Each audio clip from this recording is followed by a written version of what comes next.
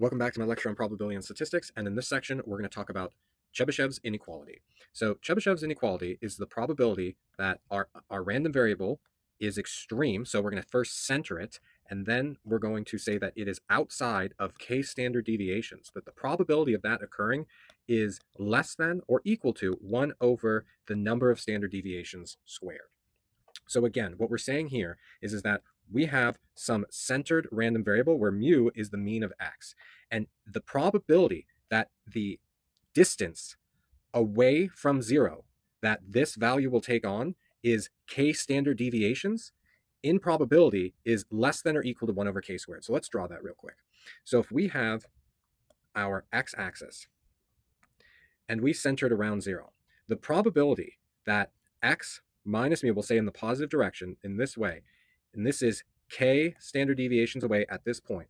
So the probability that our x minus mu is here or larger, let's draw that here, x minus mu is here or larger, or our negative x minus mu is here or smaller, that the probability of this unknown area, we'll just call this area beta, beta 1, and we'll call this beta 2, that the probability that beta 1, actually not the probability, but the probability beta 1 plus the probability beta 2 must be less than or equal to 1 over k squared.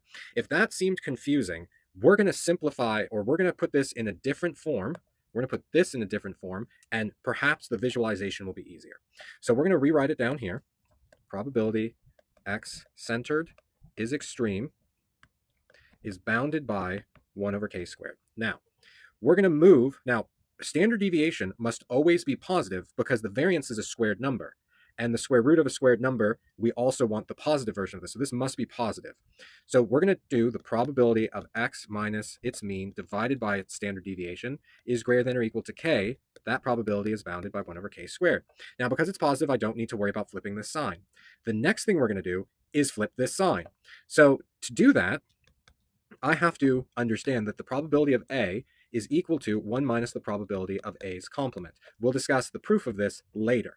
But for now, we're going to use this to rewrite the probability of x minus mu over its standard deviation is less than or equal to k, is greater than or equal to, and I'll explain why this switches in a second, 1 minus 1 over k squared. So now we've got 1 minus the probability of the complement. So this is the probability of this, then this is the probability of the complement. So now let's explain why this sign flipped. This sign flipped because k has to be, the value of the probability has to be less than or equal to this sum.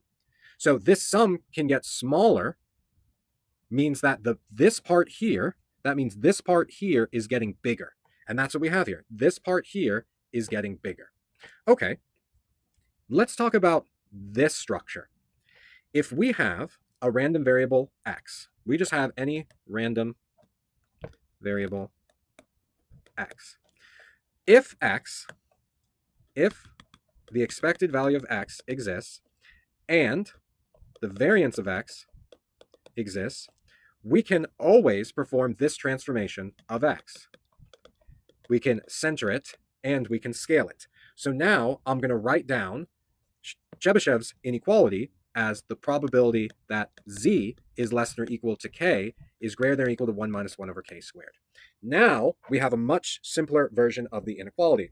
So what we're going to do is we're going to rewrite this. Now we don't know what the shape of our distribution is yet. So I'm not going to draw a distribution, but what I am going to do is I'm going to write that I have a negative z here and a positive z here, and that this area here must always be greater than or equal to 1 minus 1 over k squared. Okay, one of the things that we do in probability and statistics is we work with error. And error is typically distributed normally. Typically, not always. It's very important. But a lot of error is typically white noise, and white noise is normally distributed.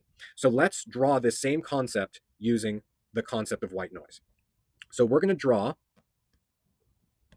a normal distribution centered at 0 with a variance and standard deviation of 1. Now, negative z and z, we're going to assume that k is equal to 1 standard deviation away. So we're going to put this as 1 standard deviation away. So k is equal to 1, and the standard deviation is equal to 1, so this is equal to 1 unit distance. We're going to put our z value here, and we're going to put a negative z here. According to Chebyshev's inequality, this area right here, if k is equal to 1, must be greater than or equal to 1 minus 1 over 1 squared, which is 0. So this area must be greater than 0. That's intuitively obvious. Now, if we plug k equals 2, we get this area. So this is now 2 standard deviations away, and this becomes wider. So this is now 2 times 1 wider. This area, if I plotted my negative z here and my z here, and this is now 2 standard deviations away, then this area must be greater than or equal to 1 minus 1 over 2 squared, which is 75%. Now, this gives us a great starting point because Chebyshev's inequality does not call out what the distribution is. However, the empirical rule does, and the empirical rule gets more specific for the normal distribution, specifically the standard normal distribution, which is what we have here. What we've concluded is a normal distribution centered at 0 and scaled at 1, and that's what this is right here. So what this says is that instead of being 0%, at least 0% at one standard deviation interval, we're at 68%. And instead of being 75% at 2 standard deviations away, we're at 95%. And at 3 standard deviations away, I need a different color for 3 standard deviations away. We'll do this color right. Oh, no, that's probably going to be confusing. This color right here. We'll do a negative z here and a z here, and this is now 3 standard deviations away, and 3 standard deviations are 99% of the data, right? So what we've done is we've centered and scaled a random variable, and we've seen how Chebyshev's inequality gives us a minimum for how wide the probability of being within k standard deviations is from the mean.